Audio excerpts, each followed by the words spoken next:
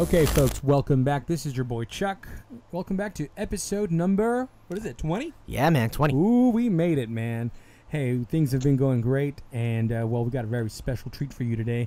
If you guys like our, small but, kind of cool entertainment breakdowns that we do from time to time, you're really going to like this episode. Tell them why, Omar. Yeah, definitely. As you all know, we do those entertainment breakdowns to let you know the symbolisms and the meanings behind a lot of really popular movies that are out there that come into the, in the collective consciousness, as you would say. And today, on this episode, we got, I would like to say he's an expert because I've seen his YouTube videos, and this guy, he really breaks down these videos. I was like, you know what? I never even thought about that. At one point I was like, nah, this guy's making this up. There's too much. This guy's reading way too into it. But no, like, you really analyze and you're like, oh yeah, this is true.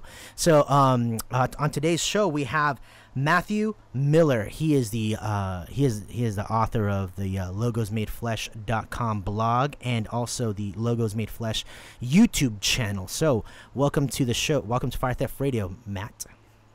Hey, thanks guys. Thanks for having me. Oh, definitely. No, it's our pleasure for you to coming on here. We had a little bit of start off a little bit late, but hey, man, let's not let that get in the way. Listeners don't know that, Omar. They think we're responsible and on time all the time. Come on, because bro. we are. Because we are. So, hey, Matt, thanks for coming on the show today. And the biggest reason we wanted to bring you on was because, well, first of all, let me just say your videos are awesome. They're really informative. They're really great, and I highly recommend everybody to go out there and check out your YouTube channel, Logos Made Flesh. And on there you break down a lot of different videos. Like, you break down movies. So the one that really blew me away was the Shawshank Redemption, because I think I've seen that movie at least 8 times, and you broke it down in a way that I've never seen it before. And I like to think, me and Chuck like to think that we're very good at, analyzing movies and whatnot.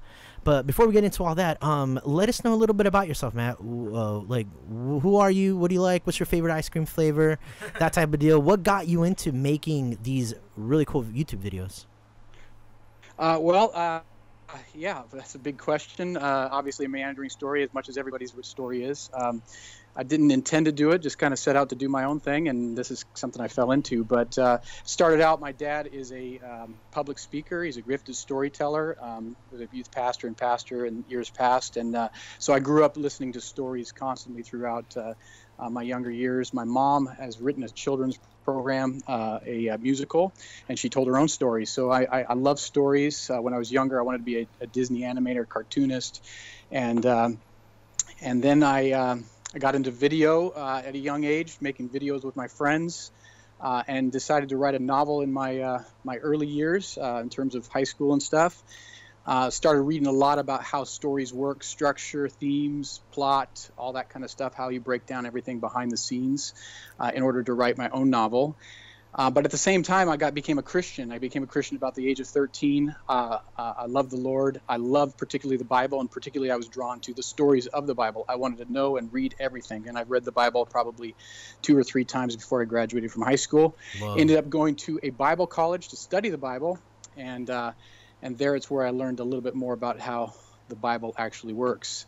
And so I did that for a number of years, was a youth pastor, and I started making youth videos with my youth group, with my youth kids, and someone said, hey, you're really good at that, you should probably go to film school. So I packed up my bags with my wife and my newborn child, and we went all the way down to Biola in Southern California, and we were there for a couple years. I started out in film school there, but quickly realized I didn't have enough talent, and I didn't have enough time and nor money to do what other people seemed to be doing. So I ended up getting a degree in teaching, which is basically where my real gifting lies, is in helping people see how things work. And I came back and taught a little bit, taught the Bible in Bible college, Canby Bible College, and trying to bring all these threads together here. Take your time, man. Take your time. We got all the time in the world. So one of the things is that by this time, before I went down to Biola, I was starting to waken up in terms of how I read the scriptures. When I was young, I read the scriptures fairly literally. I had a much, if it said it one way, if the Bible talked about Genesis 1, 2, and 3, that's exactly the way it happened, and that's why it happened that way. I took everything at face value, didn't look beneath the surface. I read books and I saw movies a certain way because I'd read about how novels are written and how movies work. But my eyes were beginning to be opened more to what the Bible was doing. I came across one day as a youth pastor, I came across the verse in John 3:5, you must be born of water and the Spirit. I was talking to my students, we were asking a bunch of questions, I was trying to dialogue with them, and I asked them, what does water mean? And they looked up at me and had all sorts of explanations. Well, it's baptism, one person said. Well, it's the amniotic fluid when a woman gives birth. So they had a bunch of ideas. And having gone to Multnomah Bible College, I knew that there was about 5 different explanations, standard explanations for what the water meant. And my question was, how do we know what the water means? I thought I knew. I thought it represented amniotic fluid at birth. I thought that was the best explanation. I had some reasons for that. But it just so happened that in my I was reading 1 John in my personal devotions that week, and I came across 1 John 5:6. And 1 John 5:6 says, he came by water and blood, not by water only, but by water and blood. And I was like, well, that's a very similar usage of the word water to how it's used in John 3:5. And yet I realized that in 1 John 5:6, people were understanding the water in much different ways than they were in John 3:5.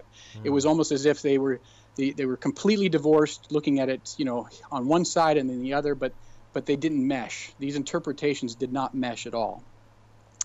And so it sparked my attention. It sparked my imagination. What if John was actually saying the same thing there? What if water meant the same thing? What if in a symbol, the symbol was meant to denote the same thing? And so I started reading all of John, went back and read the entire thing. Again, I'd read it probably 2-3 times in high school. And I went through it. And for the first time in my life, I realized that the theme of water runs entirely through the Gospel of John. It's not in Matthew, it's not in Mark, it's not in Luke. It's only in John. So if you guys can remember John, you probably know this stuff, but intuitively, but you probably never seen the theme, how it runs through. But in the very first chapter of John, Jesus is baptized in water, and John says 3 times, "I baptize in water, I baptize in water." John chapter 2, what does he do? Jesus changes water into wine. John chapter 3, Jesus says, "You must be born of water and the Spirit."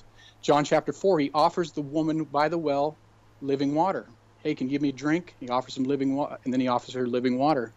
John chapter 5, he goes to the pool of Bethesda, and he tells the man who's been laying there for 38 years, "Do you want to get well?" And then the man, he says, I can't, because I can't get down into the water. When the water is stirred up, someone always gets down there before me. And Jesus says, pick up your mat and walk. So there's this, again, another reference to water. And then John chapter 7, verse 37 through 39, Jesus said, on the last and greatest day of the feast, he cried out, "If anyone is thirsty, let him come to me and drink, and rivers of living water will flow from within him." And it says this, he said concerning the Spirit. So then we have in John chapter 9, Jesus heals the man that was born blind. How does he do it? He spits in the man's eyes, he actually makes some mud and puts it in the man's eyes, and then he tells him, "Go wash in the pool of Siloam." And then in John 13, we don't have this in any of the other Gospels, instead of offering communion, Jesus washes his disciples' feet with a basin of water. And then finally, the very climactic thing, John 19, verse 34, Jesus they pierce his side, and what comes out of him? Blood and water flow. So right there we have in John's gospel, John is a narrative unit. Now, when I grew up, my whole way of reading the Bible was chapter by chapter by chapter every single day. You just read a chapter of the Bible every day. You read 2 chapters, 3 chapters maybe, but you never sit down and you read an entire book all by, in its entirety. And in reading John in its entirety, I saw the flow of the narrative. I saw that these things aren't meant to be divorced from one another, separated as we do in our devotions, but they're meant to interpret each other. All of these passages are meant to say something about themselves. And my question was, what is it? What does water mean? And so that sent me on a quest to find out exactly how symbolism works, how it functions, how we can know how we know what these things can mean. And again, there's lots of people out there, pastors, Bible interpreters, all that stuff. They're looking to find answers and explanations for these things, and there's some good explanations. And oftentimes they're using context. For instance, in John 3:5, if you take the immediate context of John 3:5, John 3, Jesus sits down with Nicodemus. Nicodemus actually comes to him by night, and he asks him, "Teacher, nobody teaches the way you do." And Jesus says to him, "You must be born again. To enter the kingdom of God, you must be born again." And Nicodemus says, "How can I be born again when a man is old? I'm old." And Jesus says, "You must be born of water and the Spirit." So we're talking about a new birth, a rebirth. So when you start talking about Jesus explaining the other thing, people think amniotic fluid. Again, that seems to be so Jesus is saying you must have a physical birth, water, and then you must have a spiritual birth, water and the Spirit. But Catholics and other people, they take a broader approach to that, and they realize that in John chapter 1, you've got Jesus offering to baptize. John the Baptist stating 3 times, "I baptize with water, I baptize with water, but he will baptize in the Holy Spirit." Mm-hmm. The issue there is, what is water there? Well, it's baptism. And in John 3, we also have a situation where it says that John was baptizing in Aninon near Salem because there was much water there. Mm. And again, so water has this idea of baptism. So to be born into the kingdom, for some people, for some theologically minded in this respect, is that you must be baptized in water and the Spirit in order to enter the kingdom of God. So these contexts and the way we shape and choose the context can shape the way we actually are reading texts. Yeah. We all want to understand how they work, but again, we're shifting and shaping and choosing certain things. No, definitely going a little bit back to what you were saying. The narrative, the context of the narrative as a whole is something that's very important. That's something that Chuck and myself started understanding the more we read the Bible, the more we started reading and understanding how stories, because the writers of the Bible didn't write the Bible in a void. They didn't write it with chapter and chapter in mind. It was a book, it was a letter, it was a collective, it was a whole. And theme runs throughout each individual book, and there's a theme that runs throughout the whole entire Bible. And if you get these words, these symbols, as you say, in different parts of the Bible, they all match. It's kind of like I go back to the a little bit of the cloud rider, right? In the Old Testament, there's lots of mentions of God coming down on the clouds, God descending on the clouds, God's coming with the clouds to judge nations, right? And then in the New Testament, we also get, what did Jesus say to the Pharisees? You will see the Son of Man descending on the clouds. And so that freaked them out. And then in the book of Revelations, what do you see? You see also the same symbolism of the returning on the clouds. Yep. So this cloud symbolism is judgment. But if we don't pay attention to the symbols as a whole and through the entire narrative, we miss them. We miss this depth. And so what happens? We're just making up whatever we want because it fits, That's why you have cults, Yeah, definitely. Yeah, very much. Yeah, definitely. And so right now when you're explaining this about the water and John, I didn't even have any clue. I was like, whoa, so early in the show and you're already blowing our minds, Matt. What's up with that? You got to stop blowing our minds so early because then we can't ask questions. Yeah. No, so that's really great. So so that's how you started then reading it, right? You started reading as a narrative, you said? Well, I think, and I took a different hunch than I think most people approach it by, was saying that First John is connected in with John, so that the same author wrote both books, and that when he talked about water in that shorthand way, he had a definite meaning that his audience understood and that he understood. Because if you're communicating something and you want to use, if you're using a word, let's just say any word, words are symbols. I have a video about that, how we see symbolism in film. But words are symbols. They are not the thing itself. And so they communicate something because we've agreed that they're going to communicate that thing. Can you go a little into that? Because I saw your video on that. I think it's very important for the audience to know that. As far as how symbolism works? The whole symbols and the words and how they're related. Boy, I just in that fact, if I say the word hand, let's just go back to what I say in the video. If I say the word hand, I'm not. It is not the thing itself. It's not the appendage at the end of my arm. It is a spoken word or written representation of my hand, or a hand. And that word, therefore, does not necessarily. It means a certain thing because context defines a primary meaning, but it can also mean other things. So, for instance, when we say the word hand, without context, it could mean a vast number of different definitions. For instance, we talk about the hands of the clock, or the hands of card, or we gave the person a hand, or there's a helping hand, a hired hand. There's many different ways we can see that hand. That hand is shaped and fashioned by the context it's used in, but it in itself is not the thing. Therefore, it potentially could have more than one meaning. In a culture, typically words and symbols have a primary meaning.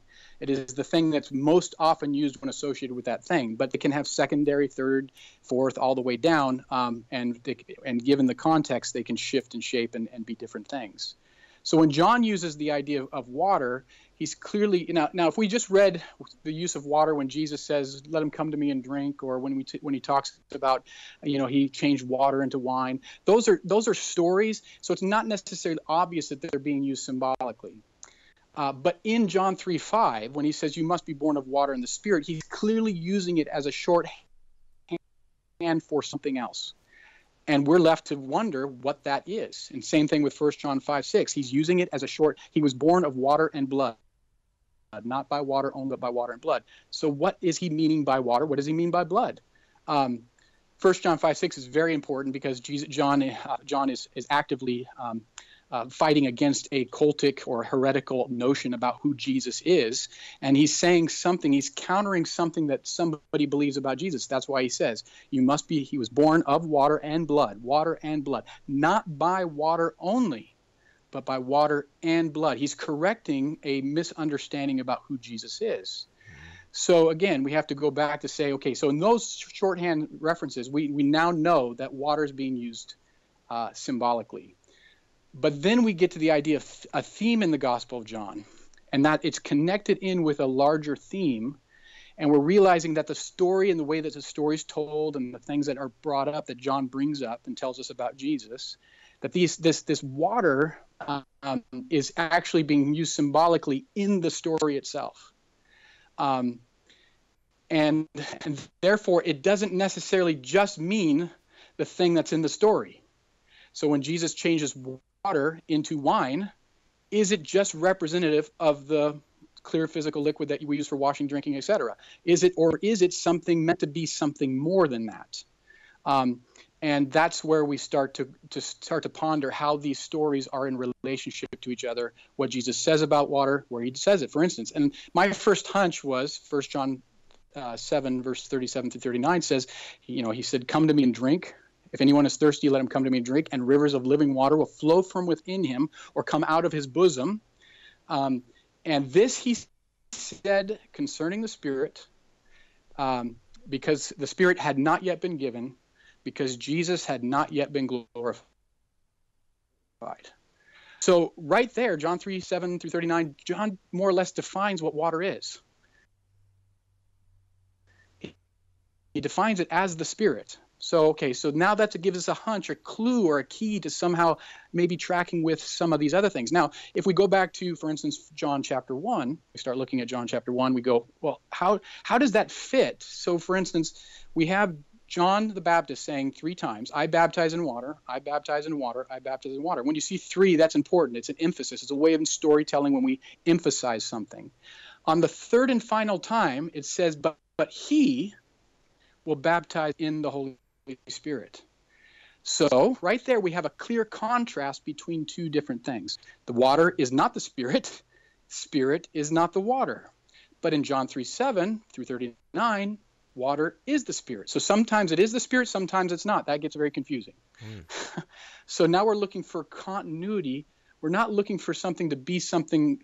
So sometimes, why is it sometimes that way and sometimes not that way? Now we're looking at the very main thread. Now we want to find some kind of unifying theory that explains why it is this way here and not that way there. So how can we do that? Well, it just takes a lot of reading and just thinking through certain things. The way I came to it, there is a theory in John 3:5 that says that water is the Spirit because of what John 3:37-39. And in that place, it says, so water which equals the Holy Spirit.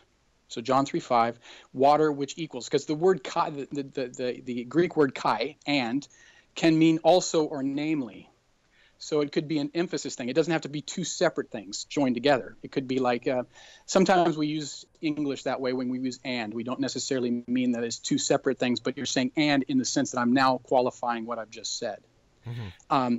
And in that sense, we see that John 3:5 could also mean that. So is that, but in John chapter 1, it doesn't seem to be the case, because we're talking about physical stuff, and then we're talking about the thing that Jesus with, from above, or from the gift of the Holy Spirit, when the Holy Spirit fell on people at Pentecost or whatever. So the way I stumbled upon an article, and I just did a lot of reading, just perusing reading and stuff like that, and I realized somebody gave the idea that John chapter 1 has a series of days in it. It says on this day Jesus did this, the next day he did this, the next day he did this, the next day he did this. And you totally just read over it thinking it's no big deal that he's saying the next day, the next day, the next day. And when he gets to John, I think chapter 2, when he gets to changing the water into wine, it says, and on the third day he did this. And it doesn't even make sense to say what third day. I mean, it's been 4 days since then, and now you're telling me about another day which happened on the third day. It's kind of odd how he does this whole first series of what ends up being 7, I think, or 6 or 7 days. And somebody made the case or argued the case that what John is doing, he's actually retelling you the series of days that happened in Genesis chapter 1. And so that on each day, there's a thing that happens in each day in Genesis, and John in some sense is alluding back to what's happening in Genesis through what he's telling you. Now, the scheme gets a little bit strange towards the end, but up to the beginning, there's some interesting things, because on the first day in the Gospel of John, it says that Jesus is light, and he was, what does it say? And that light was the light of men. And the light shines in the darkness, and the darkness has not comprehended it, grasped it, taken hold of it. And so we have an idea of the contrast between light and darkness. Well, on the first day of creation, what do we have? We have God creating light, and then we have him separating the light from the darkness. The second day of creation, which is the day that John actually says 3 times, I baptize in water, but he will baptize in the Holy Spirit. It says that the second day, God separates the firmaments. He separates the waters which were below from the waters which were above. And the waters above he called sky, and the waters below he called sea, or whatever, and there was evening, there was morning the second day. But the idea is that right there we have 2 waters. Now, if you know the word, John, you know that John also uses the language of above and below. Jesus says in John chapter 8, I am from above, you are from below. You are of this world, I am not of this world.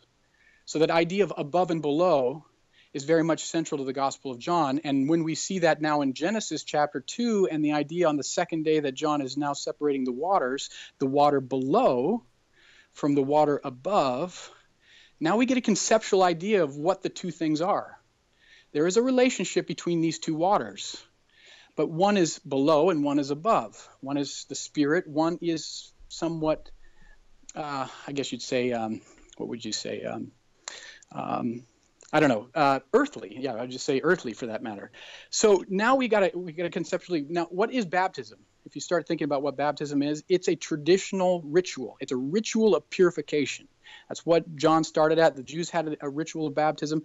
John had a single momentary baptism, but the Jews practiced ritual purification all the time. And in John chapter 2, when Jesus changes water into wine, we find that ritual purification also mentioned again. I'm sorry, am I talking too long, guys, about this? No. Continue. Well, it's starting to build the dots in our head about the whole meaning of baptism and water and why. I mean, because these are the things you have to think about, because you just can't say, oh, well, water means placenta juice.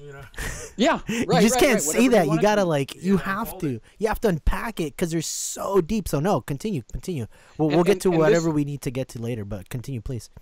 and this honestly does have an idea of how I start to conceptually understand symbolism, because I mean and we'll get to that. Now we're going to get a conceptual idea, a structural idea of how I understand symbolism, and not necessarily just. This isn't just about John, let's just say. No, for sure. But here we have above and below, and the idea of earthly water and spiritual water. Now you get to John when Jesus changed the water into wine. It says that the wine ran out. Mary comes to him and says something to him, says, they have no more wine. What does that have to do with me? Jesus says, and she says, she tells the servants, do whatever he tells you to do. Jesus says, if Jesus finds 6 stone water jars, and specific, this is John chapter 2, verse 6, set there for the Jewish custom of purification. So right now, John has attached the idea of Jewish purification with these pots that Jesus now tells the servants to go fill with water. So what does that water represent? Well, the containers are there for Jewish ritual of purification. Could Jesus have gone out and got wine jars? Probably. But no, he chooses this stuff, these jars. Now he tells them, draw what you have, take it out and take it to the head waiter. Or the head waiter he takes it to the head waiter. They give it to the head waiter, and the head waiter drinks it, and he says, he calls the bridegroom. The bridegroom comes. He says, "Man, most people bring out the best stuff first, meaning the stuff that's the most potent, the most intoxicating, the stuff that'll get you drunk." Right. Most people bring that stuff out first, and then when you're drunk, they bring out the cheaper stuff. But you have saved the best for last. So right there, and it says that when the water, in fact, it calls the wine. It doesn't say wine first off. It says the water which had become wine. It qualifies it. So it's not just water. It's water which had become wine. So we have a contrast here. We have the waters of Jewish purification, which is traditional ritual, that kind of stuff. And now what Jesus offers, what Jesus supplies the head waiter and the bridegroom is the water of the Spirit. What is wine? It's intoxicating. If you think it's a spirit, the reason we call alcohol spirits is it puts you in a stupor. It changes you. It molds you. So it has been associated with a spiritual aspect, even in prior to our own culture, which would look at things much more scientifically. But there is an idea that alcohol is a spirit. In fact, I think Paul says, do not be drunk with wine, which leads to debauchery, but be filled with the Spirit, meaning that there's a contrast, but there's also a comparison between these two things. So now we have a water below, water above. Again, those things are going on. Now, John 3:5, I believe, is actually saying you must be water, which is the Holy Spirit. And the reason I believe that is because in John chapter 3, let me look it up here real quick. In John chapter 3, Jesus begins his conversation with Nicodemus by saying, "You must be born another." Now we have in our books, in our Bibles, that is or anothane. It's not another. I keep messing that up. But John 3, he says, "You must be born anothane," or again, as we interpret it. But here's the idea of symbolism again. That word is a symbol. It doesn't necessarily just mean again. In Greek, it also means from above. And again, we have that conceptual idea of what's above and what's below. Jesus says, unless you're born from above, you cannot enter the kingdom of God. Now, Nicodemus takes that word, which is itself ambiguous. It's an ambiguous word. We'll get back into ambiguity a little bit later. Words can mean perhaps the same thing at the same time, or we can misunderstand them and what they're supposed to mean. But here Nicodemus takes the most obvious meaning of that. You're telling me I must be born again? Jesus says to him, no, I'm saying you must be born of water, which is the Holy Spirit. I'm talking about a spiritual birth which is from above, not a secondary birth. Well, in essence, it is a secondary birth, but it's not a second physical birth, because Nicodemus says, I can't crawl back into my mother's womb and be born again. Jesus says, no, I'm not talking about that. I'm talking about something that is completely from God, completely from above, not of earth, not something that's of earth. Now, we get to the idea, we go to John 4, Jesus' conversation with the woman by the well. And that's a very interesting conversation right there, because we again see that the idea that there's two different waters there. Remember, there's the water of Jacob's well. Jesus sits down by it. She asked the woman for a drink, and she says, "How can you, being a Jew, ask me for a drink? I'm a Samaritan." Right. And Jesus says, "If you knew who I was, you would have asked me, and I would have given you living water." So right there, John sets up a contrast between this earthly water. Now, this water, where is the water at? The water is actually defined as a traditional place where this woman continually comes and draws water. It's the water of ritual. It's the water of, for instance, she says, "Are you greater than our fathers Jacob, who gave us this well?" This is give me that old time religion stuff. This is not just a source of water. This is a source of identity in terms of religious identity. It's something we always do. This is something we will continually do. And Jesus says, "Hey, I'm better than Jacob. I'm greater than Jacob. I have something else to offer, which is living water." And again, living water is the idea of not well water, stagnant water, but living water is a euphemism for running, flowing water, water that is living, life-giving, a source of life. Now, so there's a contrast between these two things. Now, there's two sides of this conversation here with Jesus and this woman. The first side happens about water, which is the Holy Spirit. Well water and the living water. And then she says to him, "Sir, I perceive that you're a prophet," because he tells her to go call her husband. She wants to change the subject. She said, "I perceive that you're a prophet. Where should we worship? You Jews say we should worship on this in Jerusalem, and we say that we should worship on this mountain, which is, I think, Mount Gerizim, where the Samaritans worship." But the idea is she sets up a contrast between two locations of worship. And what is a location? It's exactly like the well of water she'd been coming to. She says, "Our fathers gave us worship on this mountain," just as she said, our father Jacob gave us this well. The well is likened unto the temple. It's likened unto the physical location. And what does Jesus say? The time is coming, and now has come, when you'll not worship here or there, but you'll worship in spirit and in truth, which is what the water represents. The living water represents worship in spirit and in truth. So again, we see that contrast between a water which is below, a ritual, traditional water, and a water which is above, which is spiritual, which doesn't have this idea of location or ethnic boundaries or anything like that. It is not who you are. It's not what you are. It's a birth from above. It's a new birth given by the Spirit, by God. So, and I can go on and on. I don't want to belabor the point. But, no, but yeah, it's as you're talking, I'm just like connecting all these dots. So, the symbol of water has such a deep and important meaning that goes into baptism, the physical baptism, and then it goes into the actual spiritual baptism, which is of the Holy Spirit, right?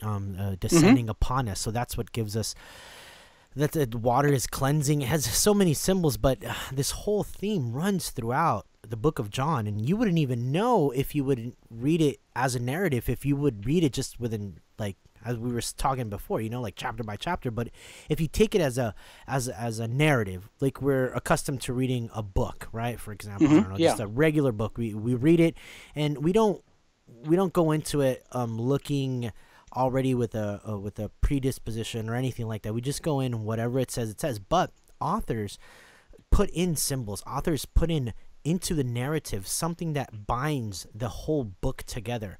And this is what I found. This is what I find very interesting right now when you're talking about that John has been using water all along, and he's been giving examples about Jesus using water, like that whole turning water into wine. I don't really understand it, but right now I think you're alluding to how that's the baptism, right? The baptism in the Spirit, the wine. That's what gives us. He was alluding to that. Is that correct? Yes. Oh, yes. Yeah. Because when you were talking about it, I was like, whoa, I never knew that. I mean, otherwise, I would have just sounded like, well, that's just a cool miracle, Yeah, because I mean, that's what you think. Most people think. It's just the first miracle that Jesus ever did. Yeah, it's a cool miracle, but it has such a deep meaning when you understand what water means. Water means baptism. You remember, Omar, with Heiser's episode, how he talked about, and I think this is very important what you're doing right now, Matt. And he, in an episode we did with a scholar named Dr. Michael Heiser, he mentions that if we were to read the Bible, for example, as a fictional story, and it kind of freaks people out when you say that, but But let me just kind of say exactly what he said. If you were to read the Bible as a fictional story, you will see and start picking up certain things that specific writer is trying to telegraph. You know, like, okay, he's saying something here, and he's going to connect the dot there, you know? And so you do that with any kind of story you read, like Omar was saying right now, but we tend not to do that with the Bible. Like if the writers of the Bible didn't know how to even write, you know, like, and you know, when you start thinking about that, every person who wrote the Bible, every different book, you know, they all have a style and they all have a theme that they pick, and they're going to choose exactly how to tell the story. Something that they want to emphasize, exactly. A point they want to get across. Well, and you got to realize that every biblical author who set out to write a story, they want to be good at telling a story. I'm honestly, I believe this. I thought about this often. What other stories did Matthew, Mark, and Luke and John write that we have no clue about? These guys were not just like, this is my one-off, one-time, you know, dealio. These guys, I mean, when we believe this about the scriptures in terms of inspiration, but they learned how to tell stories. They were practiced storytellers, and they knew how to weave a story to make a point. And the thing is, we like as people, as watching movies. I'll switch right over to movies real quick. We like movies which are in depth. Movies which are fun at a very surfacey level. We have a great time watching them, and then we turn around years later and we come back to them again and again and again, and we watch them. And there's just so much more. I mean, John has been called, going back to the Gospels here, John has been called so shallow a child could wade in, and so deep an infant can't swim.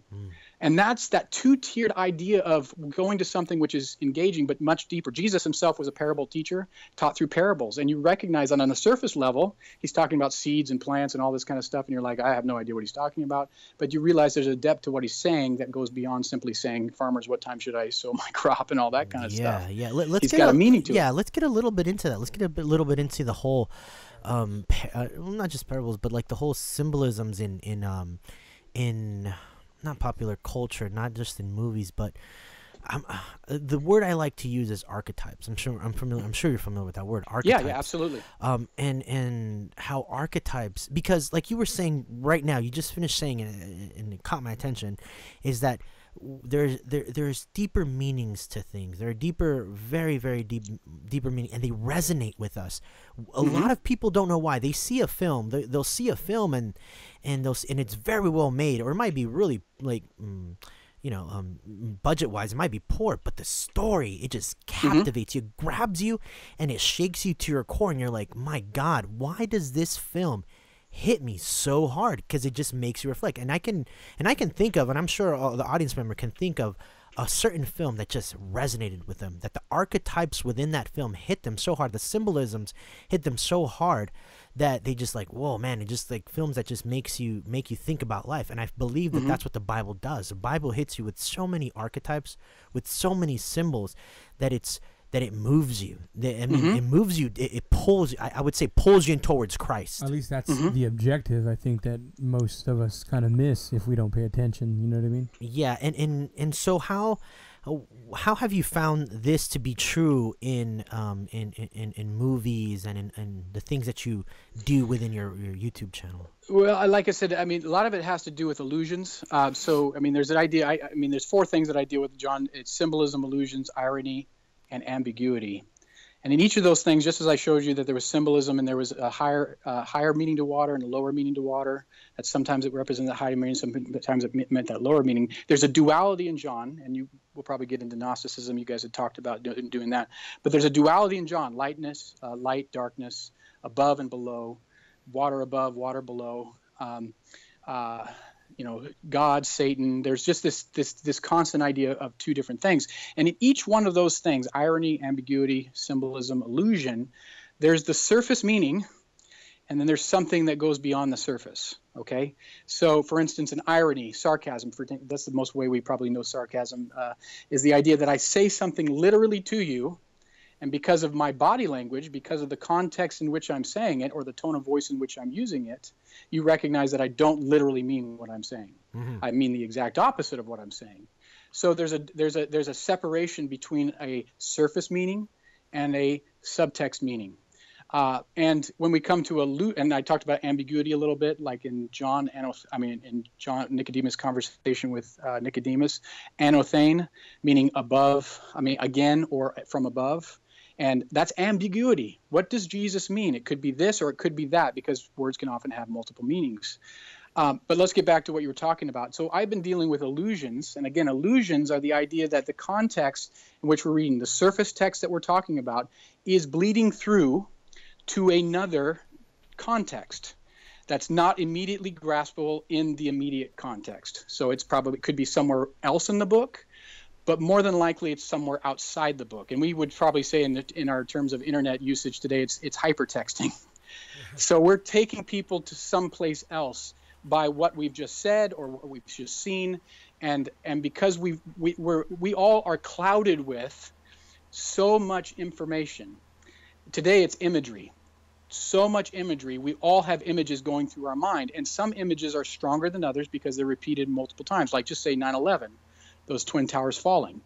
That's an image that we all have. We all share. Now, if we saw a movie now of two towers falling in much the same way, perhaps, we would say perhaps, if it fits within the text, if it fits within the context of what we're talking about, it could be an allusion to the twin towers falling.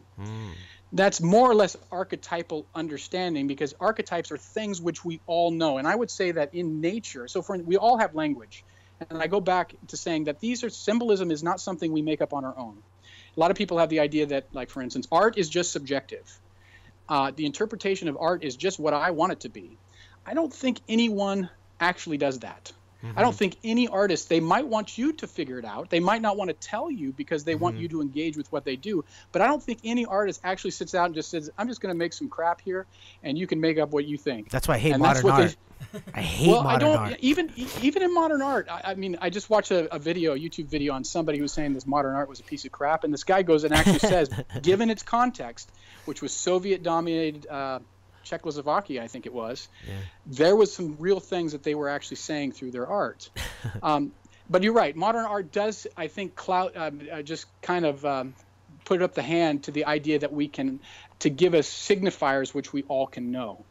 And that's what I'm talking about. So like language, let's go back to language real quick. So language is something we all know, the structures of language, how to interpret what we're talking about right now. You know what I'm saying right now. Why? Because years and years and years of practice have taught you to understand what I'm talking about. The context, the things we're talking about, the text we're talking about, but basically even the structure of things, my tone of voice, the invisible things that take a person a long time to grasp, you figured out.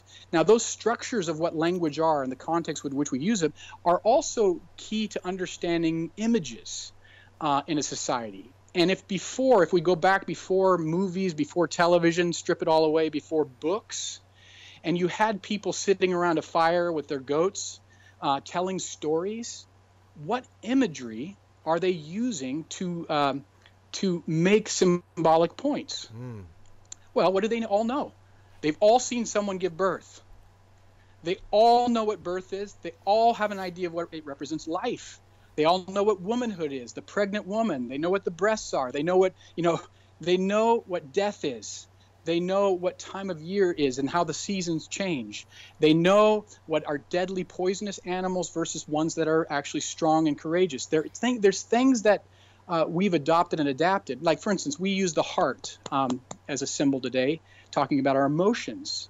For them, it wasn't a scientific explanation. It was the idea that my heart beats harder when I'm in love or when I'm scared or so the emotion, the idea of who I am as a person was manifested in the beating of my heart. And so it became a metaphor, a symbol, an archetype, in essence of what we're talking about right now. So the idea when we see a woman represents life and life. Go back to the first book of Genesis. First chapter of Genesis is all archetypal. Even if we consider to take it literally, it is the very least archetypal. The man, it says, Adam is the man. He represents not just himself, but all men. When he falls, when he sins, all men sin. Because it doesn't just represent himself, he represents everyone. So the whole story of how man fell is archetypal. It's not just, they didn't just fall that way. We all fall that way. Yeah. Their temptation is our temptation. Their fall is our fall. It's not something we're divorced from. It is a representation, an archetypal representation of us right now. Yeah. And Jesus himself is an archetype in the Bible because he undoes what Adam did, which he becomes the only innocent man who lives the only innocent life all throughout. And he resists temptation, that kind of stuff. He becomes the one who undoes what Adam did. Because again, they're archetypal representatives in that sense. So, it is. I would classify them more as illusions, because they're allusions to things we all know. We call them archetypes because they're things that keep getting repeatedly used over and over and over again. They're almost like, archetypes would be like tropes. Yeah. Truisms, things that we all go, oh, we saw that, we know exactly what's going to happen next. And that's what resonates within our heart. That's what hits us the most when we see those things in movies and in books. All those truisms that I guess as the humankind as a whole can assimilate with. Like you were saying, we've all seen death, we've all seen birth, and there are things that no matter where you're from, we all feel them the same. No matter absolutely. if you're you're a guy like me living in Southern California, there's some symbols that you will show me that you can show some guy living in Papua New Guinea, and we will both might cry or laugh at the same thing because we're just like, whoa, it's the same. So, and that's what I found a lot of in your videos is that you allude to these things, And before we get a little bit further, what are some of the most common threads, common things that you see, so that way we can start differentiating, because we are a Christian podcast, so we would like to start differentiating from a little bit of Gnosticism with a little bit of actual biblical truths, because I believe that there's like you were saying, there's a lot of archetypes, there's a lot of truisms, but I believe wholeheartedly that God is the meta archetype. I believe that all truths flow back to him because he made us he made us in his image, and so we are imagers of him on this world. So our stories, our thoughts, they resound, they like reverberate across this planet, all these truisms that come from him. You know what I'm saying? So so I truly believe that God is like the meta archetype, and we're all just all little I don't want to say little gods, because we're not, but and I mean, you're not talking, in the Gnosticism way. You're talking Genesis 1 now. I mean, you're talking the idea that God created man in his own image and what does that idea of God's image mean? It means to have dominion and rulership, and to reign here on earth, because we're in that sense demigods. We're not God, but he's invested us. We're now his representatives here on earth, but that was broken in the fall. The image was marred, and the idea of what the Bible's getting back to is the idea. And this is my take on Genesis, and I think that most people have got it wrong. When the serpent comes to Adam and Eve and says, you're wrong. If you'll do this, you'll become like God. The answer isn't that Satan was tempting them to become like God, because in Genesis chapter 1, we already know that Adam and Eve are like God. The funny thing is that they're failing to recognize their true status in what they are already right now. They're totally doubting what God has said about them. Their identity. And so the idea of what the Bible's getting back to is union with God, becoming perfect representatives of God again. And we only can do that through his perfect representative, who is Jesus, who's now the perfect man, the oneness between God and man, who we participate in when we serve and follow him.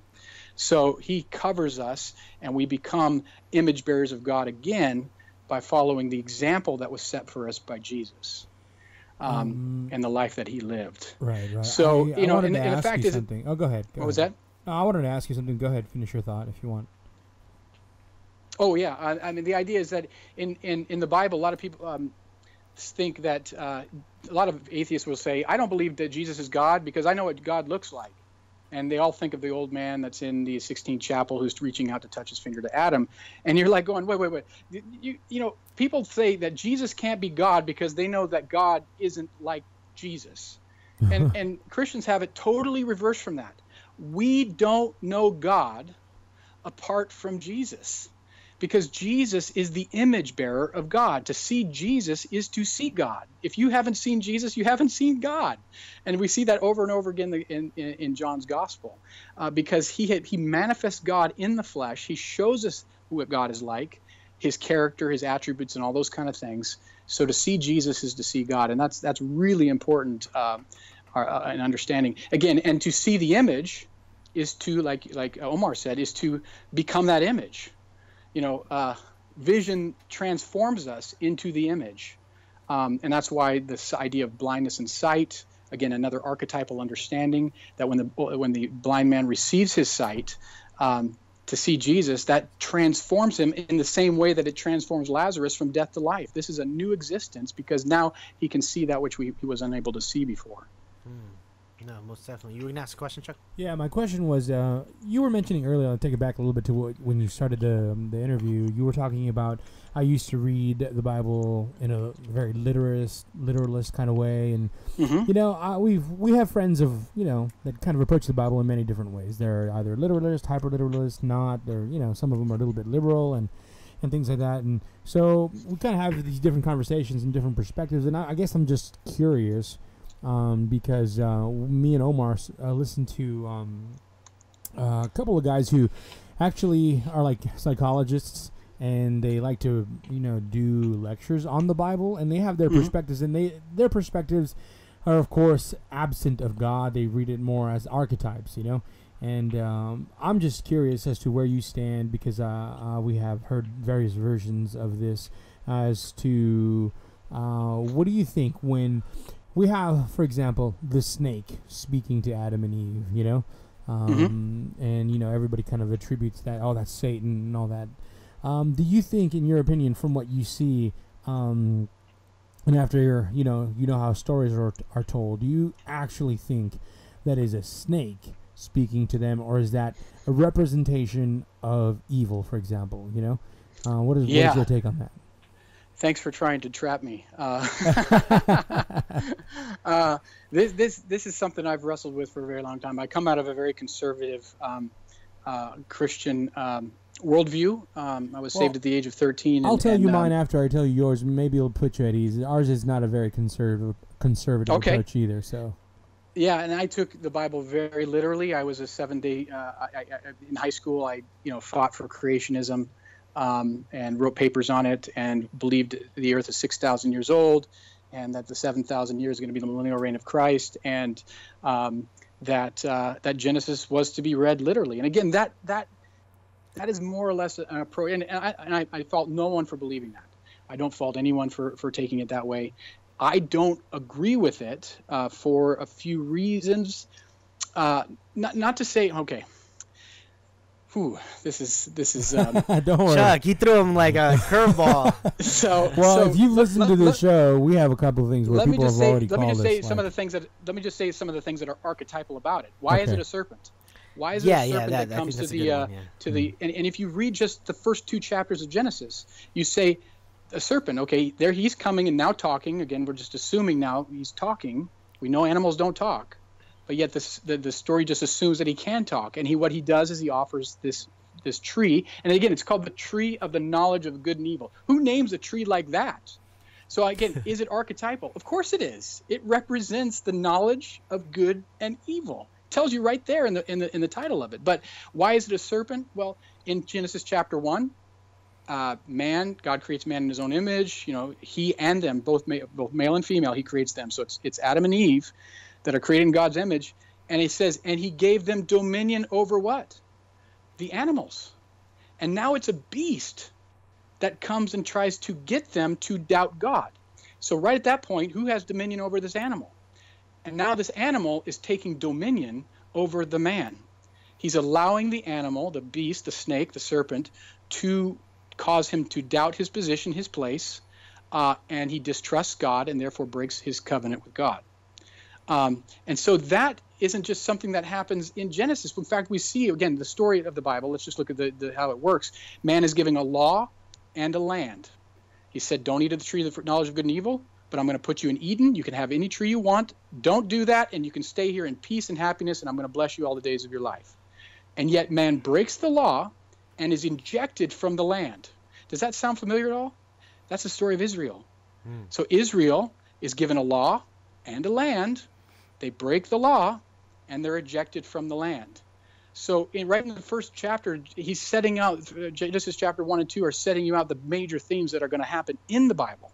And you find that in the Gospel of Luke. You'll find that basically in a lot of different stories. A lot of different stories will give you a symbolic representation of everything that's going to happen in the story in the very first scene or the very first shot or something like that. In Mad Max, for instance, it's Max crushing the serpent's head, the two-headed lizard that he eats. That's a symbolic representation of everything that's going to happen in the rest of the book. And so is it archetypal? Absolutely it is. And is it literal? My suspicion is, I go back that the earlier we go in the Bible, the more, I would say, in essence, mythological it is. And when I say mythological, I don't mean false. I mean in the classic sense of mythology being that these are archetypes, that these are a representation of a truth that is meant to be perceived, and it's manifested in imagery and a story, because stories are always better than telling people dry facts. Yeah. Stories like Jesus' parables, they're there for the reason of engaging our imagination and our heart and our mind. Another thing that comes through is that in the Genesis chapter 1, God he names everything. He makes light and he calls it light, calls it darkness. He makes, the firmament, he calls it sky, he calls it sea, all that kind of stuff. And what do we find Adam doing in the very next chapter is he's naming everything. He names the animals, and then he names his wife, he names the woman. So what is he doing? He's doing what God did in the first chapter. He was made to be like God, and he does the things that God does in the very next chapter. And that's how he starts out. And then all of a sudden, he loses that dominion. And in that dominion, we look at the curse. If you follow the curse is done like this. It is 3 curses: serpent, woman, man. But how it goes is serpent is cursed to eat the dust and to war with the woman. The woman is cursed to war with the serpent and with the man. And the man is cursed to war with the woman until he dies and goes back to the dust. And we find that in the very first verse. What happened to the serpent? He now eats the dust. So it's not just a strictly linear thing. This is a cyclical thing. This is a thing that no one is getting out of. Man is under the serpent is under woman is under man is under the serpent, and therefore under the woman, and on and on and on and on it goes. That's archetypal. That's the language of archetypes. And now, that doesn't mean things that are literal can't be archetypal. And so I don't want to sit there and say just because something's archetypal, it can't be literal. And that's why I'm like, people who believe it's literal, I'm totally happy with that. I'm good with that, and I don't want to, shake their faith at all in that. But I do want them to at least see that it's archetypal. For instance, Abraham Lincoln. Everybody knows this. Abraham Lincoln is on Palm Sunday, 1864. Actually 1865, Palm Sunday, 1865, the Civil War ends. And the Civil War was over, we all know, slavery, to free the slaves. On Good Friday, that same week, Abraham Lincoln was assassinated on the same day that Jesus died to free mankind.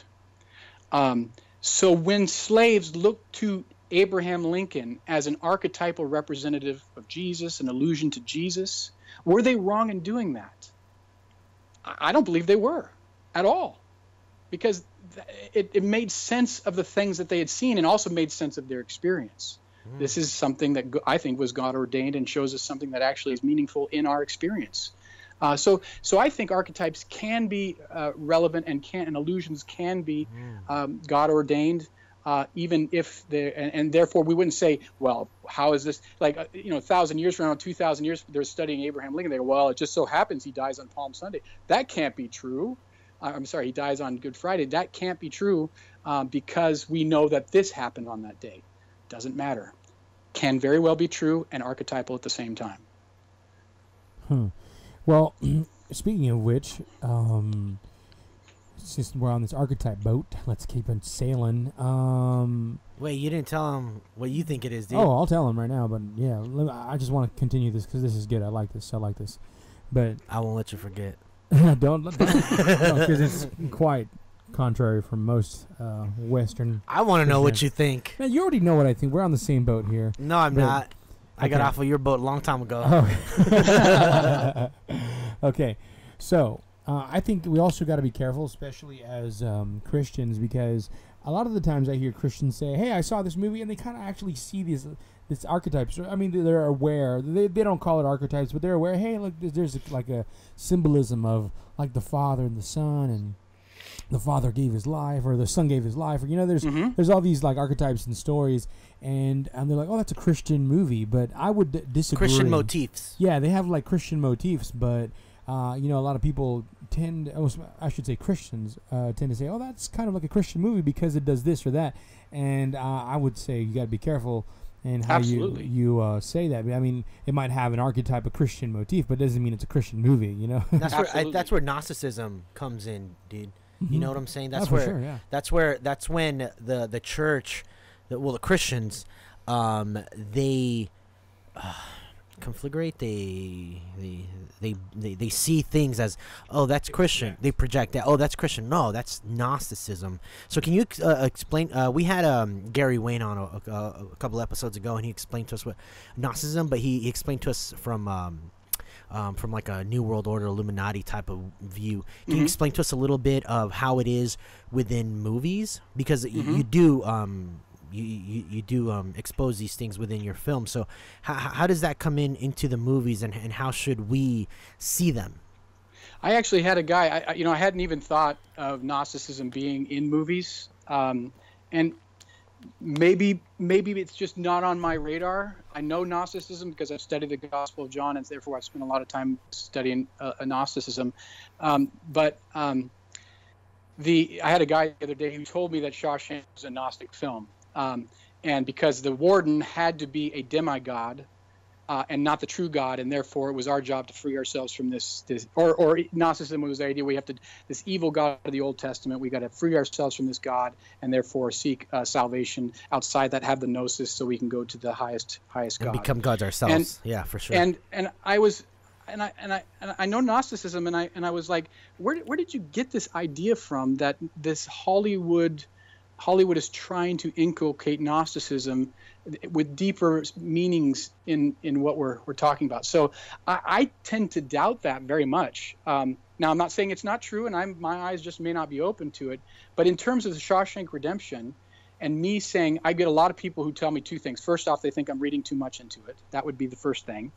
And if they get past that, they often say, well, this is just archetypal. It's basically oh man, I forgot what it's called, but it's Joseph Campbell's comparative mythology. Yeah, the man. This is of the many idea faces. that every mythology has the same story, and therefore this is just a mythology. It has no bearing on Jesus. So two things there I have to kind of push back against. The fact that Shawshank wasn't, or that Frank Darabont, Stephen King weren't thinking of Jesus when they wrote this story. So that's the first thing I have to prove to people. How do I know that this is not my imagination, but in actuality something that the authors had in mind and want me to know, or other people to know, in order to understand? And the second thing is, how do I know that this is actually Christian and not simply some generic, religious thing, mythological thing, the archetypes that we just...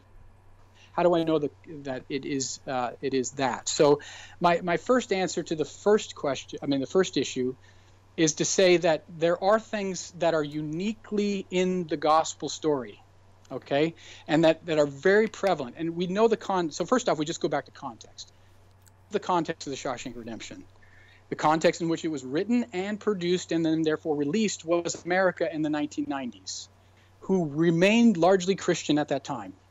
So what is the stories that are circulating? Now, it's not in the East. It's not in Asia. Now, if it was a movie that was made by Asians for Asians, I'm not necessarily think I could necessarily make the case that is the case. But context definitely says that the gospel story at that time, 1990s America, even less so today, because millennials are losing their understanding of the Bible, the stories of the Bible. They're losing it left and right. It's becoming, and there's a intentional effort to eradicate those stories from our existence right now. But older generations, the generations in which we grew up in, the Bible was very prevalent. Even just, everybody went to a lot of more people went to church and that kind of stuff. So the context. Now, again, so we look at the Shawshank Redemption itself, and we know that it is alluding to the Bible because there's references to the Bible in the story. There's references to Jesus in the story. There's references to God in the story.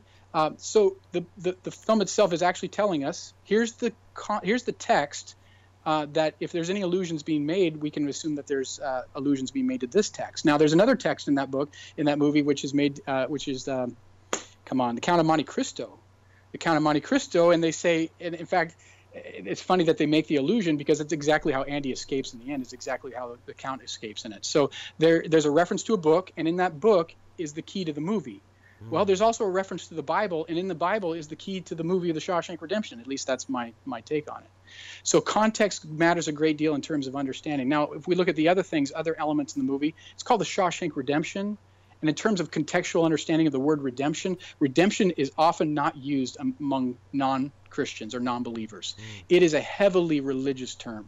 Yeah. Even if it's not necessarily Christian, it is certainly used of people who've been redeemed by some higher power, by some supernatural experience. But typically, and the idea it all really stems from, is the idea of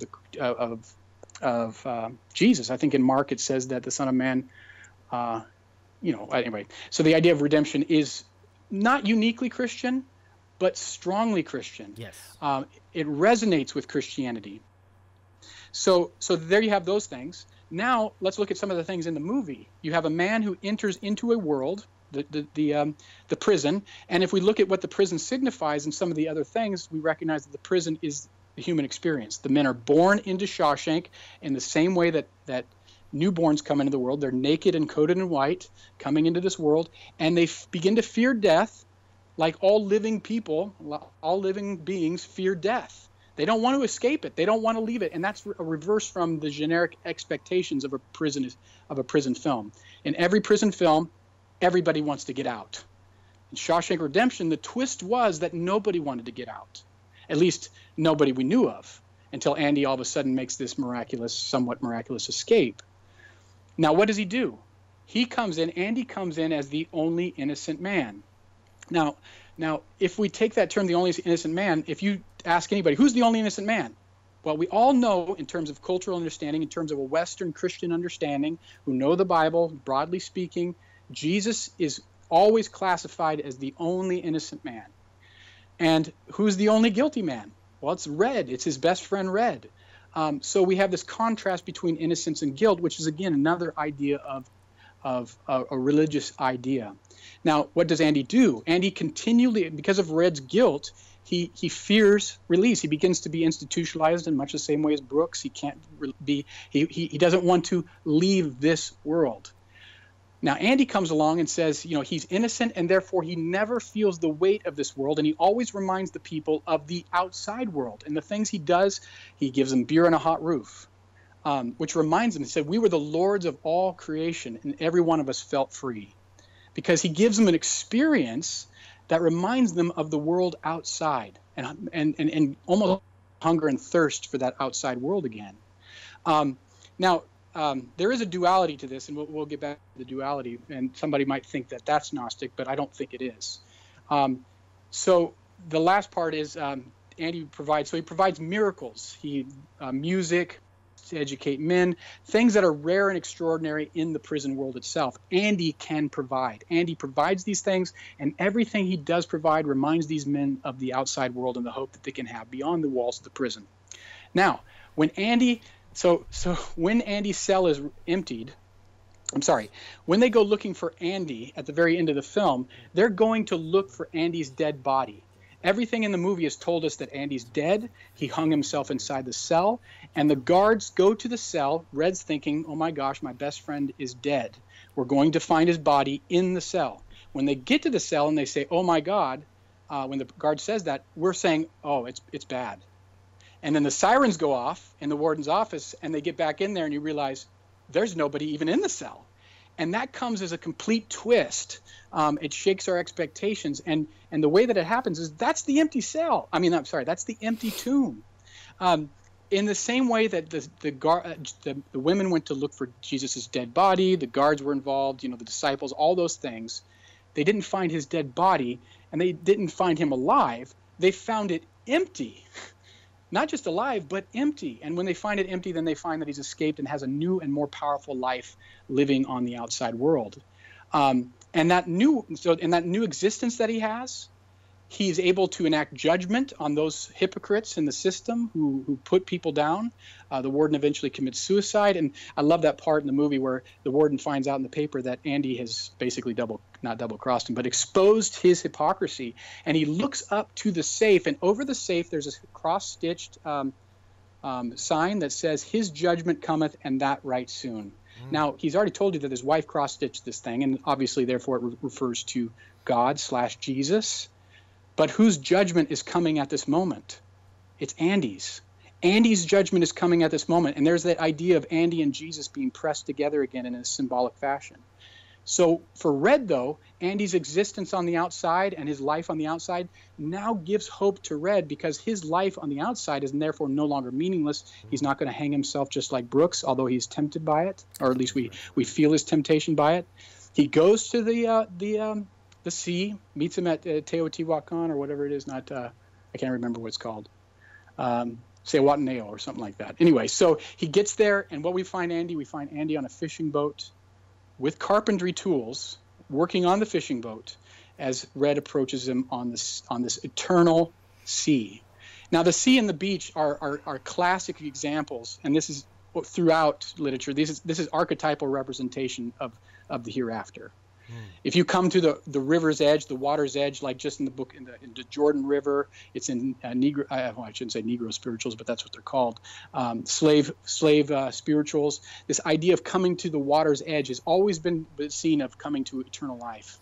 And here we find Red meeting Andy, who's now working fishing boat. Again, Peter, disciples, carpentry tools, classic representation of Jesus right there. So now take all that stuff. All that stuff together makes a case. If it was just 1, 2, 3 things, we could go, well, we don't know. But given the complexity of the case, the how it all fits together, you'd have to say it wasn't by accident. Yeah, that evidence. And the fact is, we get to, you got to have evidence, exactly. So you get to the next question I often, if people want to object to this afterwards, I asked them one other question. Have you seen The Green Mile? If they want to say, I don't believe you. Have you seen The Green Mile? Yes. Because Frank Darabont and Stephen King followed up the Shawshank Redemption with The Green Mile. And The Green Mile has a man named John Coffey, read JC, who does miracles, heals people, and is put in jail for a crime he doesn't commit and executed in that prison. So it's the story of the guards over Jesus. So when you watch that, now you put the cumulative case together, I'm like going, you'd have to be a moron not to accept that case that has been given. But you'd be surprised. A lot of atheists will just put up their hand and say, I don't believe you, you're full of it. Well, it's because the evidence. Yeah, they don't want to believe you because then it's like, oh, well, that all points to Jesus. So, it's then they start, then their heart starts pulling them towards Jesus. Like, I can't have that. Yeah, people get triggered.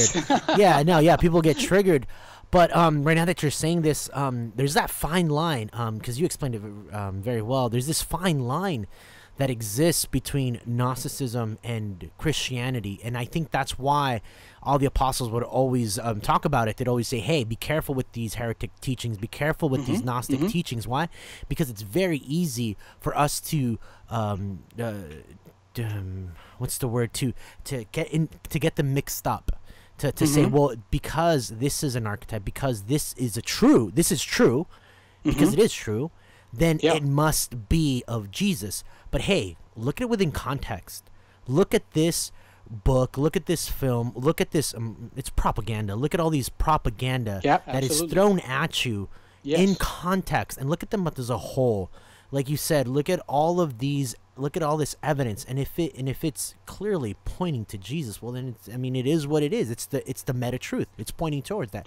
But if it's not, then it's Gnosticism. Then let's steer away from that, because then our ideas start becoming a little bit more funny, and then we start losing the truth, and we start thinking that we're gonna become gods or whatever.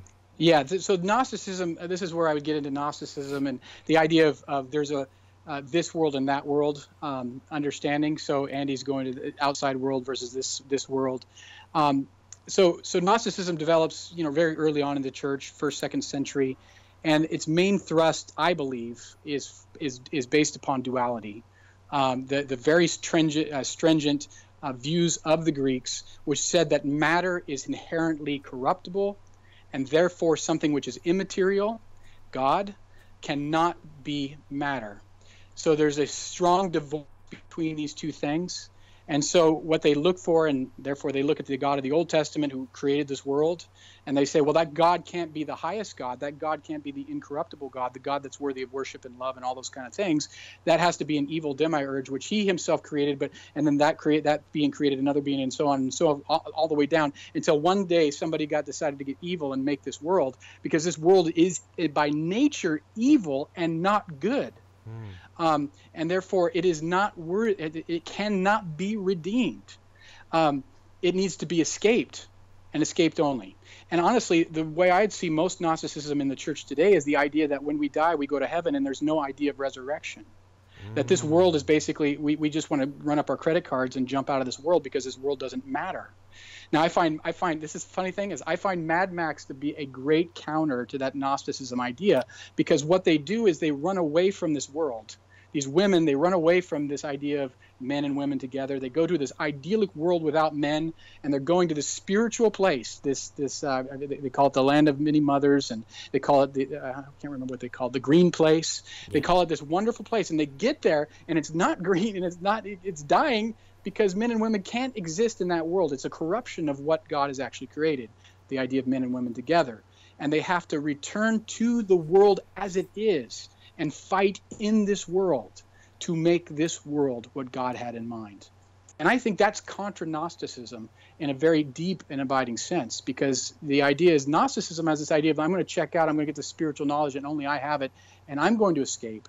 But the idea that my decisions, my flesh, my actions is in any sense good or in any sense noble or worthy or anything like that, you might as well just check out. So Christians often have the idea that when I die, I go to heaven because it's a spiritual existence. I just want to be spiritual.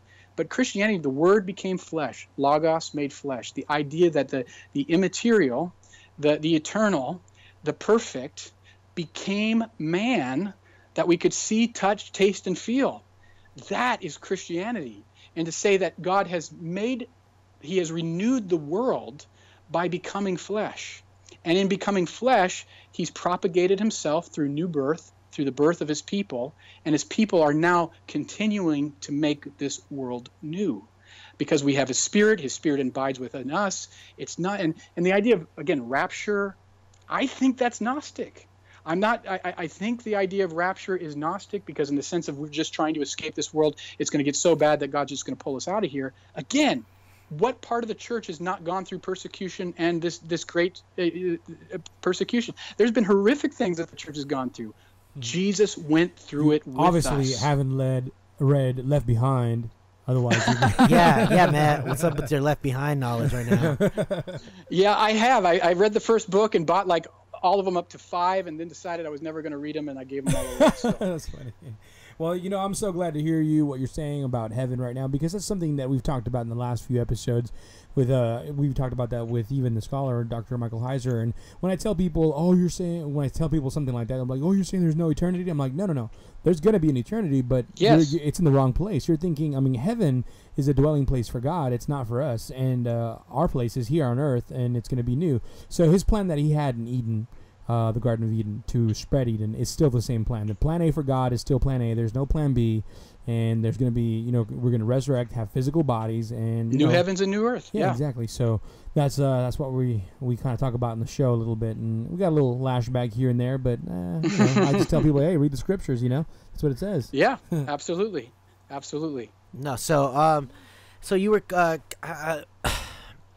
I'm still trying to think of this because you're just saying a lot of really good points. You're It's just a good conversation, man. I really like it. It can continue going on anywhere and anywhere. Do you have anything that you're currently working on? Because try to land this plane here, because we don't want to keep you far too long on here. We appreciate your time. We know you're a busy guy. So, are you currently working on anything right now that you're going to be coming up on your YouTube channel? Yeah, I'm about ready to release the sequel to The Passion of the Christ, what I believe is Apocalypto, Mel Gibson's movie he released in 2006. I believe that basically it's two sides of the same coin, which is an archetypal coin. The idea that the Passion is interpreted by Apocalypto and Apocalypto is interpreted by the Passion. Really? And to see them together brings out the true meaning of these films. Yeah, Apocalypto was really good. When I watched it, I was just like, man, my people were dirty. Like they were killers. I'm glad those Spanish came. They were killing way too much people, man. It's had a bad rap, just like the Passion had a bad rap. And I think and this is my thing. I think that both the Passion and Apocalypto were right on, but there's extreme pushback from anything that remotely promotes Christianity overtly. And Mel Gibson certainly did that, and he ticked off a lot of people. Yeah, it's because I think it goes back to that thing that people know these truths. It's within us. It's within the, I don't want to say collective consciousness, but I guess I'll say that. It's within our DNA that we know these truths. And when you see them, that, hey, Jesus, that anywhere you see that the whole resurrected man dying for you becomes God and for your salvation, people don't like that. People don't like to think that Jesus Christ was really a person and that he died for their sins. Mm-hmm. Yeah. No, and because nobody wants to believe that they're sinners. That's the point. That's the bigger point. They really don't care if you die, but to claim that I'm a sinner is going over the board. And I think that's where our culture has pushed back to a great degree. And that's why I believe nihilism is now the prevailing. People, you want to worry about Gnosticism, I would worry about nihilism and to a lesser degree existentialism, the idea that we are inherently meaningless and we simply choose our meaning for ourselves. Now I believe we choose our meaning for ourselves. Absolutely. Because I believe that we're both divinely created and therefore God has made us but we do have to choose that, because we do have to have faith and believe God and follow that. But that said, as most people just believe we're a blank slate and we can do what we want. Which I believe is hogwash, and I believe that's what most Hollywood movies are presenting.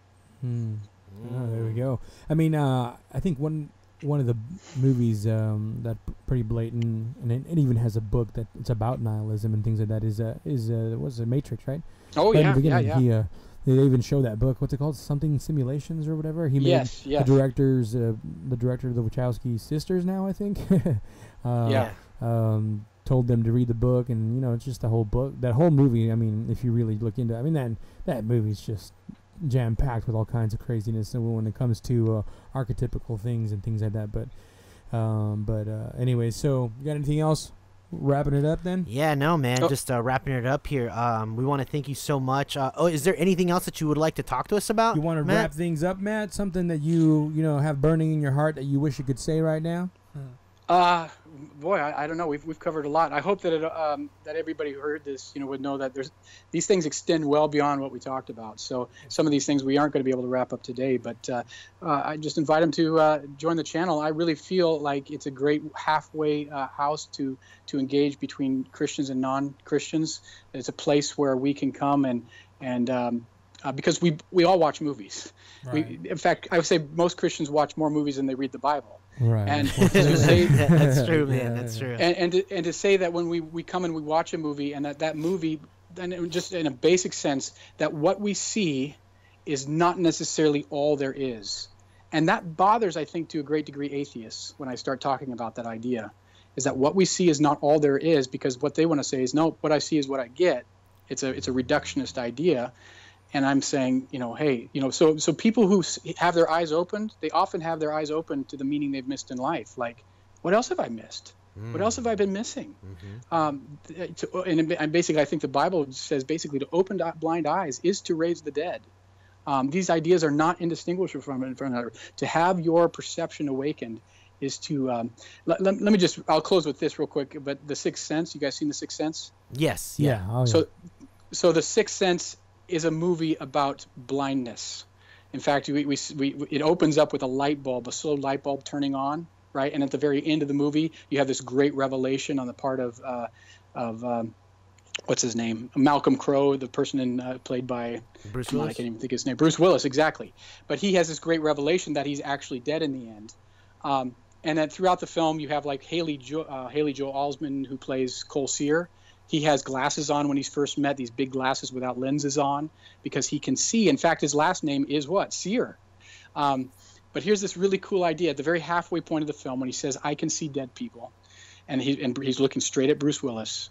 And Bruce Willis is looking straight at him. He says, "I see dead people, and they're walking around like real people, and they don't know they're dead." Now, who's he talking about right at that moment? Well, he's looking straight at Bruce Willis, and you know exactly what he's talking about. He's talking about Bruce Willis. Bruce Willis is dead at that point. You find that out in the end. He's almost giving it away at that point, the twist ending. And he tells him that. Now, what's funny is, the funny thing is that when you get to the end, who also did not know that Bruce Willis was dead? Was it the kid? We didn't. Oh, we didn't. Oh, yeah. The audience. Yeah. The audience did not know that Bruce Willis was dead. Now, what does he say? His words are very specific. I see dead people. He doesn't I say, get I it see now. ghosts. Oh, snaps. That's a I big see one. dead people. I couldn't hear him over your Oh, snaps. sorry. What did you say again? It's because he blew my mind right now. He doesn't say I see ghosts. He says I see dead people walking around as like regular people, and they don't know they're dead. At that point, you should be drawing back and saying, because you're sitting in the audience, you're sitting in this darkened room watching this TV screen. That's a meta-cinematic moment where M. Night Shyamalan is pulling back the curtain on your existence and saying, you're the dead people who don't know you're dead. Now, in the end, when Bruce Willis has his eyes open, and we have our eyes open, there's that moment where he goes to light. There's that moment where he goes to light. And that's the idea of new life, because his eyes have been opened, and now, in some sense, he's been raised from the dead. And we, too, in that moment, have gone to the light and have since been raised from the dead. Now, I'm not talking about Gnosticism in that sense. But there is a veil over our eyes, which the Bible talks about. It's a veil which is covered us, and until Christ can come and the Holy Spirit can come and remove that, we are in a place of complete and utter, like, this is the surface reality that we see is all that we can see. Another, just a real quick example is in that movie. There's more to that. Actually, I'm not going to give away. I'm going to do a video on this one, but that's what I'd like to say. Is that awesome? Is that there's lots we're blind to. Jesus came to open blind eyes. And yet, at the same time, he told parables so that, he said, they will ever be perceiving and never understanding. Never be perceiving and never understanding. He told parables because they were clandestine way. He only wanted those people who were truly hungry, who were truly wanting to see, to get up and say, what's he trying to say? Right. It's a form of judgment. Like today, people who really want to know do their research, That's right. That's right. So, and that smacks to people of Gnosticism because it is close. It is close, and you want to push back against that. I mean, the stuff that I believe is the strong duality. That's the part that's heretical, but not the idea that this world there's a surface appearance and there's a subtextual relationship. But again, it's all based in evidence. It's not your opinion. You can have an opinion, but make sure you have strong evidence, that you do your homework, you do your research, and you truly know what you're saying before you start spouting off some things. It's good to have an opinion. I don't believe I have opinions. I believe I've come to objective reality, and I have reasons for that, but it took me a long time to get there. Ooh, I like that. Yeah, that's a T-shirt on there. I'm going to put that on a T-shirt. I have objective reality. Yeah, I don't have opinions. I have objective reality. That's a T-shirt, dude. And again, I'm only talking about literature here, and I'm talking about certain things, not everything, because that leaves a whole nother side of life. But storytelling is what we're talking about. Yeah. Oh, no, of course. And this has been an awesome episode. I've learned so much. I mean, exactly all the things that you hit are things that I had in my mind when I invited you on the show. So thank you so much for clearing so many things. People, you got to look. It's just about context. It always goes back to that, Chuck. It always goes back to us seeing things within context. Context defines everything. Yes, context, but not getting lost and in the way you, how can I say, not from your own biased context, but really not being afraid of looking at things, looking at films and all these archetypes and meta archetypes. So Matt, where can people look for you on YouTube if they have questions, if they want to talk to you? What are your details, man? Yeah, you can send me a private message on YouTube. That's a great way to reach me. You can find me at Matthew Scott Miller on YouTube. The channel title is Logos Made Flesh, but The show is called Logos Made Flesh. The channel title is Matthew Scott Miller, so find me by searching there. Private message would be great. I also have, you probably could find my email somewhere around there. It's logosmadeflesh@gmail.com. Man, I just really appreciate you guys having me. It's been a great conversation and great questions. Thank you very much. Yeah, absolutely. No, stick with us for a bit. We're going to take a short break, and we want to talk to you off the air. Cool? Cool. All right, man. All right, guys. I don't know, man. I'm telling you, Omar, that was something else. It makes you think.